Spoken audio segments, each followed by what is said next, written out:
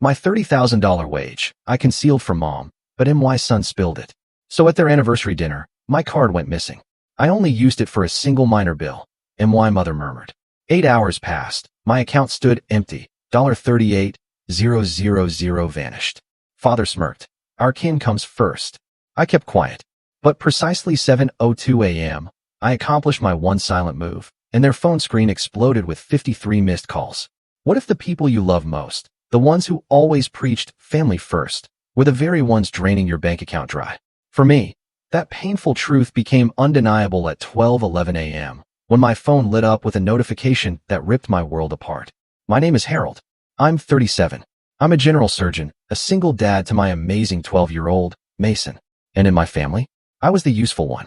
Not the genius, not the screw-up, just the one who showed up, lifted the heavy things, signed the papers, paid the bills, and somehow, always stayed quiet. I grew up in a tiny apartment where you could literally hear the neighbors sneeze and my dad's TV through the wall. My mom, she managed everything by tone. If the blender started at 6:20 a.m., she was happy. If dad's TV was loud by breakfast, he was in a mood. My younger sister, April, was the golden child. Soft voice, big eyes, the kind of person adults protect without asking questions. I learned early that being steady is not the same as being seen. People imagine surgeons are dramatic, but it's not like that. It's alarms at 4:45 a.m., coffee that tastes like metal, scrubs that never quite lose the smell of disinfectant. You get good at small, exact things. Cut here. Don't cut there. Wash your hands. Clamp the bleeder. Chart the note. Most of my life is muscle memory and quiet decisions. Money. I never talked about money.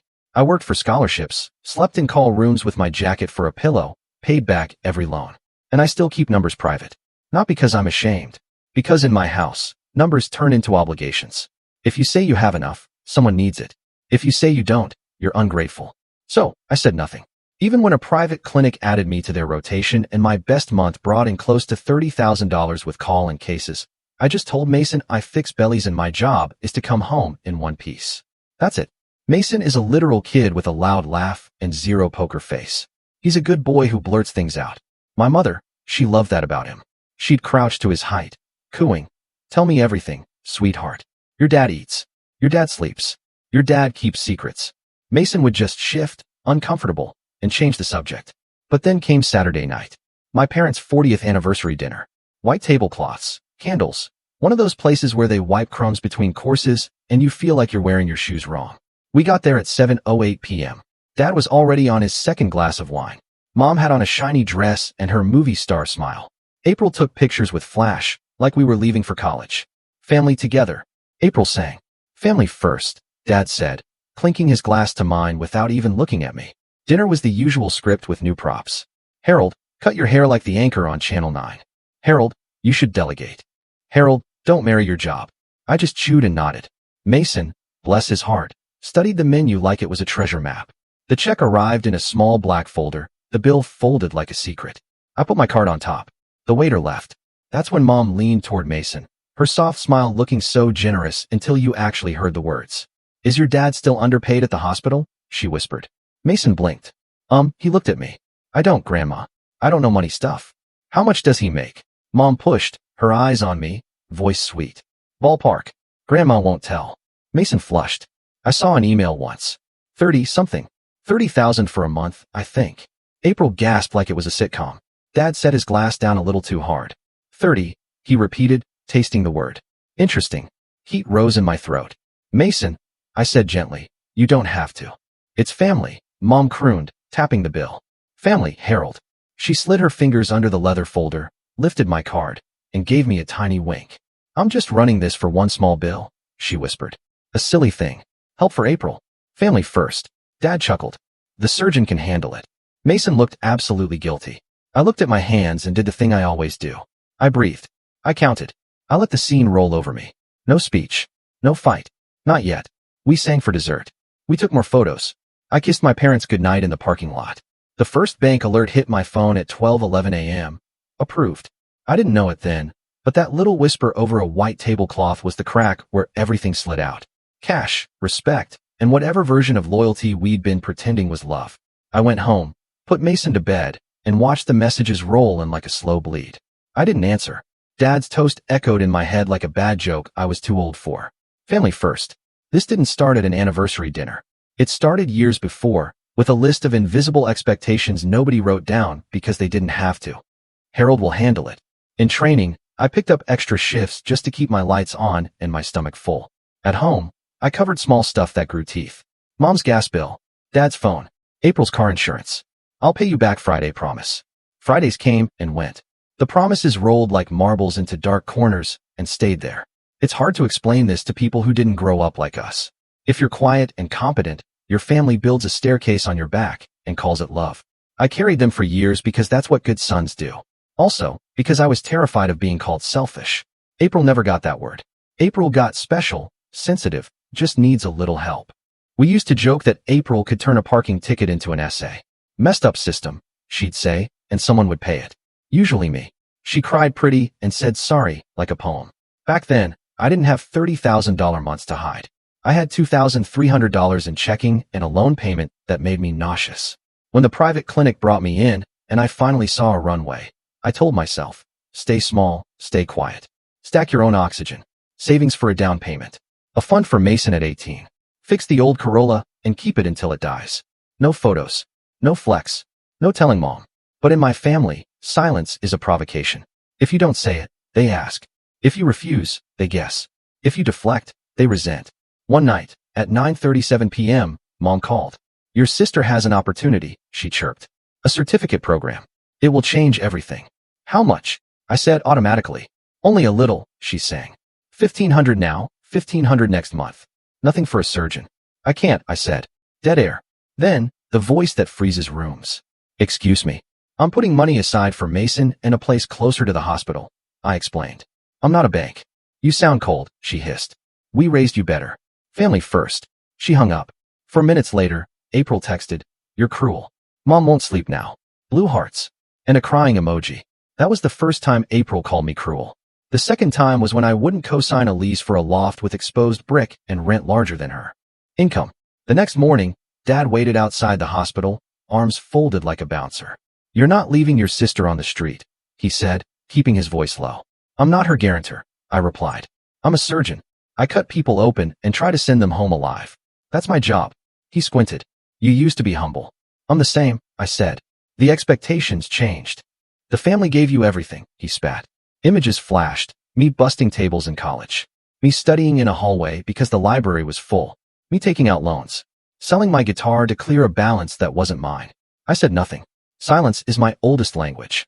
April had perfected the art of just a nudge. Just this once, Harrow, you'll get it back. Swear.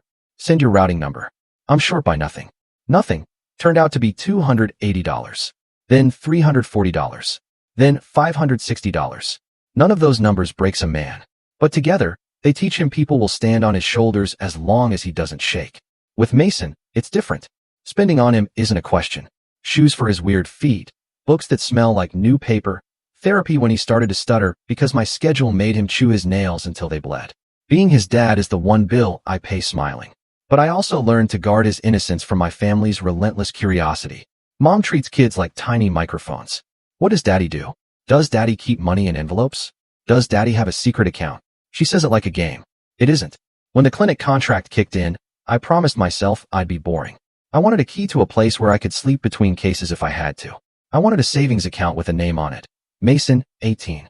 I wanted to stop looking at gas prices like a math problem. I didn't want to post anything. I didn't want to explain anything. Then Mason told my mother a number he saw on my phone. Because he's 12. And literal. And honest. He thought he was telling her my favorite color. That number spread through the family like a siren. It turned night lights into spotlights. It justified every single ask they'd been saving. You're fine. The subtext shouted. You can carry this. You're supposed to. At the anniversary dinner, when Mom took my card for one small bill, I remembered a different table. Christmas, when I was 15. I'd saved for weeks to buy April a design book because she'd drawn dresses on every piece of mail in our house. Mom opened it, smiled, and said, "How thoughtful, honey." April put it down and muttered, "Only that." She didn't mean to cut me in half. She did anyway. I swallowed and promised myself I wouldn't cry around the people who say they love me. So, when the first bank alert hit at 12:11 a.m., approved, I did the thing I do in the OR. I counted. 12:44 a.m., approved. 1:06 a.m., approved. 1:44 a.m., approved. 2:17 a.m., approved. It wasn't a robbery. It was a drip. The charges: help for April, transfer to April, utility, rent. The names were familiar, but the hand signing? It was mine. At 3:32 a.m., I looked at Mason asleep, mouth open, hair smashed, his belt still across his hoodie because he'd passed out on the ride home. He looked so small, too small to sit between adults and their numbers. "I'm sorry for tonight," I whispered to a kid who couldn't hear me. I wasn't sorry for the money. I was sorry I'd let him be cornered into talking. By 4:20 a.m., the group text started. "Mom, don't be dramatic. It's a small payment. We'll discuss tomorrow. Family, April, thank you, thank you, thank you. I'll explain everything Monday. Love you. Dad, grow up. Family is not Excel." By 5:56 a.m., the projected balance showed a hole. Not zero. A crater, $38,000. If the pending charges cleared, it felt like standing over a patient, the opening wider than the first incision. Not a mistake. A choice. I brushed my teeth under the bathroom light. That harsh light makes everyone look sick. My hands were steady. I'm good under pressure. It's the one thing I trust about myself. At 7:02 a.m., I decided I would do one quiet thing. No speech. No war. One action, clean, final. Not yet, I told myself. First, go hear them say the word family like it cuts checks. Then do the thing. Sunday at noon, I went to my parents' apartment. I told Mason to hang out with his friend. No homework, no guilt. I didn't want him in the splash zone. Mom had papers spread out like she'd been up since dawn making a plan. Highlighters, printed emails, her tight smile. "Sit," she said, like she was the doctor now. Dad crossed his arms and leaned back. April stood near the window, her face puffy from no sleep or too much crying. Hard to tell. "It was a mistake," April said first, her voice barely a whisper. "I needed to cover a tiny debt, and then there were fees, not fees," I interrupted. "Payments in your name. Transfers to your account. Advances on my card." Mom lifted a hand in the universal "everyone calm down" sign. "Harold, nobody is attacking you. We can reorganize. Look," she pushed a spreadsheet toward me. "If you reduce your discretionary spending." "What discretionary spending?" I asked. She smiled like I was cute. "Gym, fancy coffee, apps, you know." I laughed. Once. With no humor. "I operate 60 hours a week. My leisure is sleeping 3. Dad tapped the table twice. "Enough drama. What's done is done. You'll do the right thing. Cover the hole and move on." "The hole is $38,000, I said. I made the number land. "That's not a hole. That's a pit." "Family first," Dad said, as if he'd invented the phrase. "Family is you, your mother, your sister, your boy." "My boy is not part of this," I snapped. "Don't use him to gather intel. Don't sit him down for money talk. He's a child." Silence. April swallowed. "I'm sorry," April whispered. "You thought I wouldn't say anything?" "I thought." I finished like always. Mom straightened. "We are not going to let you play the victim." "How many times have we supported you?" I asked. Not to be cruel, just to hear it out loud. "When you were in school, and we kept leftovers for you. When we bought you that doctor coat. When we washed your son." "You washed him 2 afternoons," I said, cutting her off. "The coat I paid for in 3 installments." Dad clicked his tongue. "Ungrateful." April, her voice paper thin, went for the fear. I could get evicted. I don't know what to do. I looked at her, and a decade peeled off. I saw a 7-year-old April with a splinter in her foot, letting me dig it out with tweezers and a flashlight. She'd whispered, "I trust you," like a secret. For a second, I wanted to fold. Mom saw it and slid in. "Harold, you cover this, and we make a plan. We are a team." I breathed. I looked at my hands, the same hands that cut, tie, suture, and sometimes shake after certain words. And I said it the way I deliver bad news to families who deserve clarity. "No." The air in the room changed like a pressure door sealing. "What do you mean, no?" Dad asked. "I'm not covering any more debt that isn't mine," I said. "I'm not letting you use my cards, and I'm not accepting that Mason gets interrogated to find out how much I make." Mom laughed her sharp little laugh. "You're exaggerating. It was a family loan." "It wasn't a loan," I said. "It was abuse." "Watch your mouth." Dad snapped. "Not in this house." "In this house," I said, meeting his gaze. "Limits have been treated like suggestions." April sobbed. "If you don't help, I'll be on the street." I didn't look away from my parents when I answered. "You can stay with me for 2 weeks. I'll help you build a budget that touches reality. We'll call your landlord together. I'll take you to job interviews. I won't drop you as a person, but my accounts are closed." Dad leaned back with a smirk. "You call that help? Some surgeon. All brains, no heart." "I'm a father," I said. "First, I'm a father." Mom pinched her lips. "You need to check your heart. You're bitter. I held her stare and finally said the sentence I'd been tasting since midnight. This isn't about revenge. This is about closure. I didn't raise my voice. I didn't throw anything. I just let the words sit. Dad stood and did the thing he used to do when I was 10. He turned his back, like the conversation was over if he decided it was. You think you're the man now? In this family, the last word is mine. Family first. Great, I said, standing. Let's start there. From now on, my family is Mason and me. Mom followed me to the door, her spreadsheet clutched in her fist. Don't do something you'll regret. You'll cool off by morning. I won't, I said. Your sister needs you. My sister needs boundaries. Harrow. Please, April cried. The old nickname had old nerves. I paused. I love you, April. That's why the answer is no. I closed the door. No slam. Just the clean click of a latch when it finally sets. At 7:20 p.m., back home, I did the quiet thing. I opened the banking app and locked every single card. Not heroic. Swipe. Confirm. Done. I called the fraud line and reported unauthorized use. I requested an audit and flagged every transaction with April's name on it. Then I did the part that mattered most. I separated the streams. Wages to a new bank. Savings to a credit union I can't access on my phone. Mason's fund to a separate institution altogether. Auto transfers off. Alerts on. One thing, clean and boring. At 8:03 p.m., the phone started.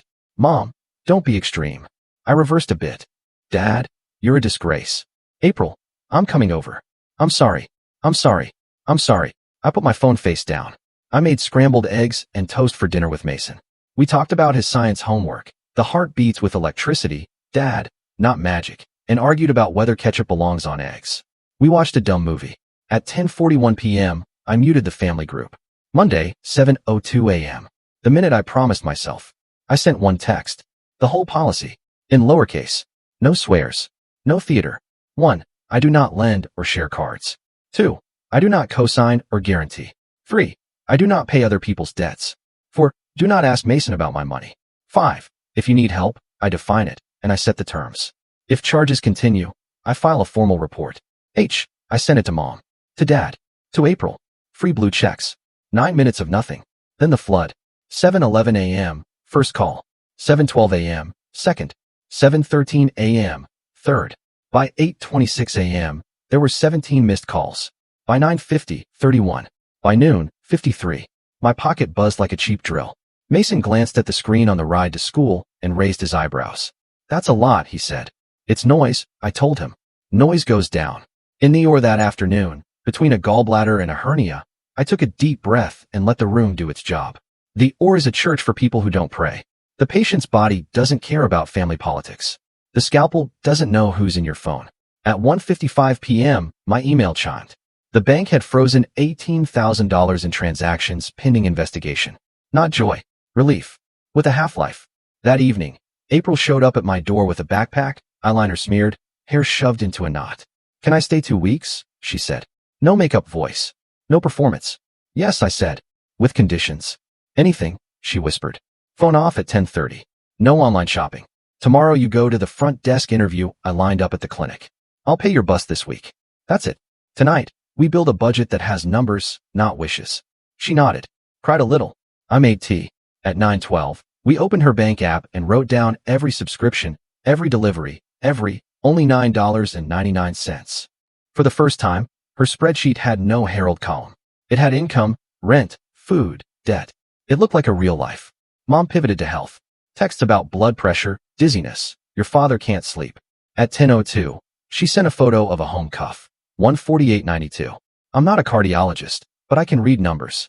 I texted back what I would tell any patient. Go to urgent care if you feel off. I can take you. Please don't use health to argue about money. She didn't go. Tuesday, 6:20 a.m. Dad waited on the sidewalk outside the hospital with his hands jammed in his coat, like it was winter in August. You going to report your mother? He demanded. I'm going to report unauthorized use if it continues, I said. She gave you life. You both raised me, I said. And I'm raising my son. That's the circle. Family first, he said, like a prayer worn smooth by overuse. Family isn't a debit card, I said. It's a boundary. He stared like I'd spoken another language. For the first time, I didn't want to win. I wanted to scrub in, do my cases, and later sit on the couch while Mason read me 2 pages of a book about hearts beating because electricity tells them to. April came home smiling the next day. They want me for a second interview, she said. Good, I replied. Mom says you're cruel. She can feel that. What do you feel, she asked. Tired, I said. She twisted her hands. Do you hate me? No, I said. But I can't save you every month. That's not love. She nodded, shiny-eyed. You never asked me for anything, she said. Maybe that's why it felt like there was no limit. There's always a limit, I said. We just didn't say it out loud. Wednesday, Mom sent a 3-minute voice note, crying. Your father doesn't understand why you're like this. You broke his heart. April might be homeless. Money changed you. You used to be tender. Money dirtied you. I deleted it. Not from anger. For hygiene. Thursday, 6:47 p.m. A collections agent called my number asking for Harold G. about a debt of April's. She'd used my phone as the contact. That's not the debtor's number, I said. Please update your records. Is she family, he asked. Yes, I said. That changes nothing. I hung up and stared down a long, bright hallway that smelled like alcohol preps and bad coffee. The word, family, weighs different when numbers sit under it. It can be a rope. It can hold. It can also choke. Friday came with 22 new alerts. Attempted charge declined. The quiet thing had worked. At 9:12 a.m., the bank reversed $12,700. The rest would take time. I didn't feel victorious. I felt like I'd put a tourniquet on, and the bleeding slowed. Dad texted that afternoon. Come to dinner. We'll talk like men. I didn't. I flipped burgers at home. April set the table. Careful, like it mattered. Mason asked between bites. What does family first mean? I chewed, swallowed. It means we take care of each other, I said. But it doesn't mean we take from each other. How do you know the difference? He asked. Boundaries, I said. Like when I tell you no video games after 10, no matter the puppy eyes. Oh, he said. It's for my good. Exactly. I looked at April. She looked at her plate. Over the weekend, Mom posted a photo on social media of her hand over Dad's. The caption, 40 years of love. Family is everything. Likes piled from aunts and neighbors. None of them saw my alerts at 2:17 a.m. Social media is a hospital hallway with the blood mopped away.